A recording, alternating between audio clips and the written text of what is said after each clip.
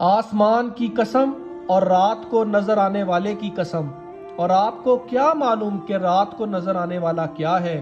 وہ نہایت روشن ستارہ ثاقب ہے۔ کوئی شخص ایسا نہیں جس پر کوئی نگہبان یعنی فرشتہ مقرر نہ ہو۔ بس انسان کو غور کرنا چاہیے کہ وہ کس چیز سے پیدا کیا گیا ہے۔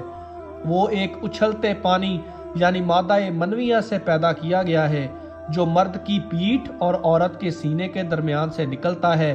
بے شک جو اللہ انسان کو پہلی بار پانی کی ایک حقیر بوند سے پیدا کر سکتا ہے، وہ بروز قیامت اس جیسا انسان دوبارہ پیدا کرنے پر بھی قادر ہے۔